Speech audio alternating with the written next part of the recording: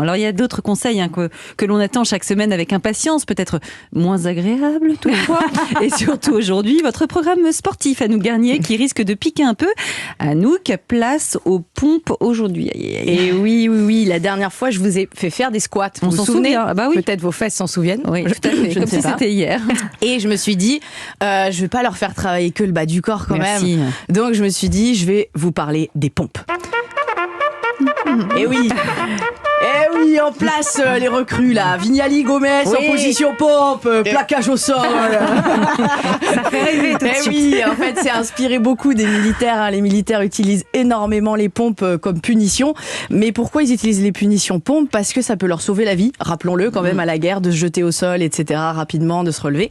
Donc voilà, c'est inspiré de ça. Mais pourquoi on est punis ? Nous on déteste ça les pompes. Dis-nous, donnez-nous des bonnes raisons de faire des pompes. En fait, les pompes c'est pour moi l'exercice le plus complet pour travailler le haut du corps. Vous allez travailler vos bras, vous allez travailler les pecs, le dos, et même donc de la punition utile, quoi. Voilà, de la punition utile. Et tout à l'heure, je vous entendais parler des ailes un peu de chauve-souris, de poulet. Bah franchement, voilà, faites des ailes pompes sous les bras, là. Voilà, c'est ça. Donc c'est un exercice très complet. Deuxième chose, on va travailler les abdos. Vous saviez, quand on fait des pompes, on travaille les abdos. Non ? Exactement. On a besoin d'un très bon gainage et d'abdos forts pour faire des pompes qui soient efficaces. Alors comment on fait pour faire une belle pompe ? Oui, merci de le demander parce que je vois des pompes tous les jours et c'est vraiment, pardonnez-moi le mot, mais dégueulasse. Donc, je le dis, j'en ai marre de voir des mauvaises pompes. Alors, le premier truc à faire, c'est le placement des coudes, d'accord ? Donc, on me demande souvent, est-ce qu'il faut les coudes collés pour travailler les triceps ou larges pour travailler les pecs ? Je vais vous dire un truc, pensez d'abord au plus efficace et au plus sécuritaire. Il faut que les coudes soient à peu près à 45 degrés. Voilà. Pas trop serré, pas trop écarté. Ouais. Si c'est trop écarté, il y a un vrai risque pour vos épaules, à court terme et à long terme encore plus. Vous allez en fait abîmer, mettre trop de charge au niveau des tendons des épaules et c'est pas terrible, ici. Donc, hop, on va rentrer un petit peu les coudes. J'ai une astuce pour vous. On va essayer d'activer un muscle qui s'appelle le grand dorsal. C'est un muscle magique. C'est le muscle le plus puissant du haut du corps. Donc, je l'ai pas, je crois. Quand vous l'avez.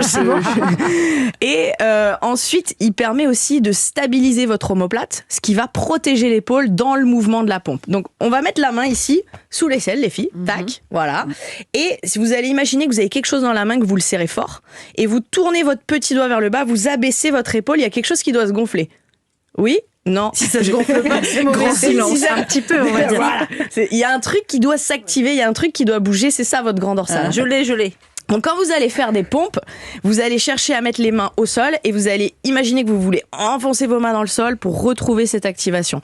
Et avant de faire la pompe, si vous faites cette activation, ça va vous mettre en sécurité et vous placez les coudes correctement à 45 degrés. Donc ça, c'est un bon truc. Le grand dorsal, les coudes. Deuxième chose, il faut que vos épaules soient en avant des mains. Souvent, avec la fatigue des pompes, on se recule, on a tendance à lever les fesses et à se retrouver un peu en pyramide, vous voyez un petit peu le truc. Et du coup, les épaules, pareil, prennent beaucoup de charge et puis on va pas être du tout efficace et travailler correctement les bonnes zones. La troisième chose, il faut maintenir la planche, c'est-à-dire qu'il faut être capable de bouger ses épaules, ses fesses, en un seul bloc. Donc de descendre d'un seul bloc, de remonter d'un seul bloc. Exactement, c'est la phase gainage. Faut pas oublier que la pompe, en fait, c'est une planche en mouvement.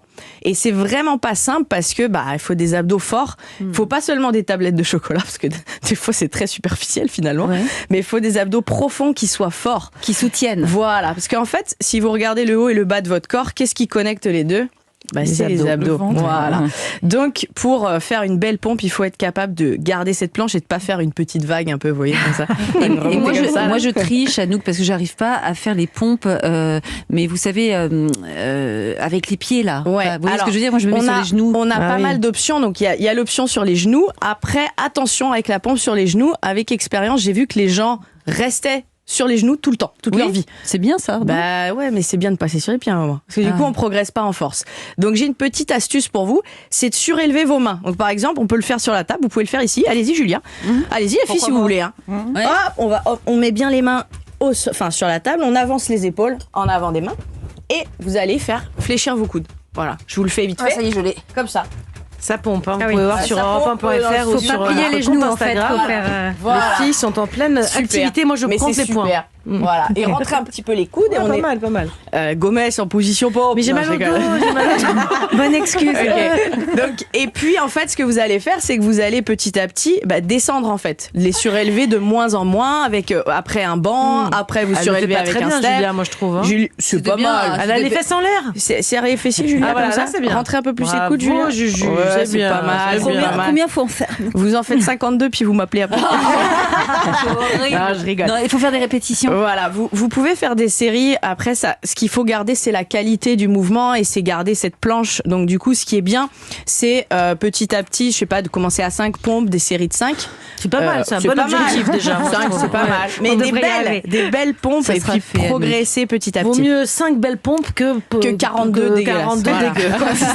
J'ai compris. Voilà, c'est ça. Merci beaucoup Anouk Garnier. Promis, on va essayer de se lancer dans une session de pompe très bientôt. On sait en tout cas comment les faire parfaitement, qu'elles soient pas dégueu, sans se blesser. C'est super. Bon, voilà.